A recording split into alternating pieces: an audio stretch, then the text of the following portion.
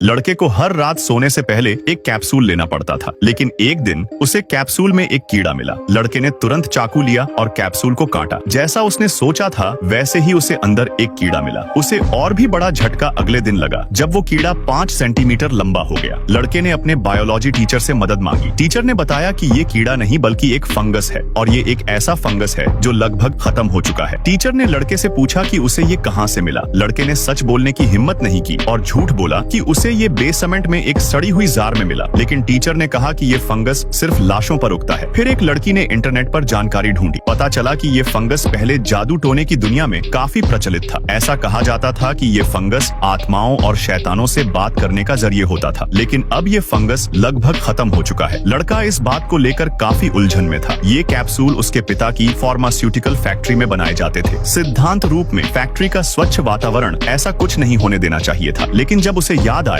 ये होने वाला आदमी सांता को एक चिट्ठी लिखता है, लेकिन गलती से वो गलत स्पेलिंग लिख देता है और चिट्ठी सांता की जगह सीधे नर्क में शैतान के पास पहुंच जाती है। उस रात जब लड़का सो रहा होता है तो शैतान अचानक उसके कमरे में आ जाता है। लियाम डर जाता है क्योंकि उसे पता है कि सांता असली नहीं है, लेकिन शैतान उसे थैंक यू बोलता है कि किसी ने उसे दिल से चिट्ठी लिखी। लियाम कंफ्यूज हो जाता है क्योंकि वो बूढ़ा आदमी सांता जैसा नहीं दिखता और वो रेनडियर पर भी नहीं आया। कुछ गड़बड़ लगती है। तभी शैतान चिट्ठी दोबारा पढ़ता है और समझ जाता है कि लड़के को स्पेलिंग की प्रॉब्लम है। माहौल ठीक रखने के लिए शैतान खुद को सांता के रूप में बदल लेता है, लाल सूट पहनकर, और लियाम को यकीन दिलाता है कि वो ही असली सांता है। इसके बाद शैतान लड़के को 3 विश मांगने का मौका देता है। लड़का तैयार नहीं होता और सोचने लगता है कि वो दुनिया में शांति या क्लाइमेट चेंज जैसे बड़े मुद्दों की बात करे। शैतान फ्रस्ट्रेट हो जाता है और कहता है कि वो उसे डर्ट बाइक या हेलीकॉप्टर भी दे सकता है। तब लियाम विश करता है कि क्या वो किसी एमा नाम के इंसान से दोस्ती कर सकता है। शैतानी उसकी विश मान लेता है, लेकिन लियाम कुछ प्रूफ मांगता है। मजबूर होकर शैतान अपने पालतू बिल्ली से बास्केटबॉल डंक करवाता है। एक आदमी अनजाने में अपनी सिगरेट फेंक देता है और देखता है कि वो नाले के बहाव के साथ बह रही है। सिगरेट को फॉलो करते हुए वो देखता है कि सिगरेट नाले के अंदर चली जाती है। फर्नांडीज के सामने सिटी की सबसे बड़ी बैंक थी। वो भागकर उस जगह पहुंचता है जहां से नाला निकलता है। उसे पता चलता है कि बैंक के सामने वाला नाला यहीं खुलता है और उसके दिमाग में एक शातिर आइडिया आता है। अगले दिन वो अपने एक साथी को लेकर आता है। फर्नांडीज टेप से नाले की लंबाई नापता है और दोनों ये देखते हैं कि बैंक की दूरी ज्यादा नहीं है। बैंक के अंदर के प्लान का अंदाजा लगाने के लिए दोनों बैंक का दौरा करते हैं। फर्नांडीज अपने कैमरे से बैंक के अंदर की सारी तस्वीरें लेने लगता है, लेकिन एक गार्ड उसे देख लेता है। गार्ड उसके कैमरे की तलाशी लेता है, लेकिन फर्नांडीज पहले ही मेमोरी कार्ड निकाल चुका होता है। अब इनके पास बैंक का पूरा नक्शा तैयार हो चुका है। नाले से बैंक की सही दूरी मापने के लिए वो साइकिल का इस्तेमाल करते हैं। साइकिल के टायर पर निशान लगाकर वो बैंक का एग्जिट डिस्टेंस पता करते हैं। फर्नांडीज अपने दोस्तों को बताता है कि नाले से बैंक का फासला काफी कम है, इसलिए ज्यादा खुदाई की जरूरत नहीं पड़ेगी। ये मोटा भाग रहा था तभी रुक गया और वो एक पैर लेजर के अंदर रखता है। इसको ये पार करना था, लेकिन इतना आसान नहीं था। मोटी लड़की इशारे से लेजर लाइट को घुमा रही थी ताकि मोटा लेजर से कट जाए, लेकिन मोटा बहुत चालू और फुर्तीला था। उसने पल में लेजर को पार कर लिया था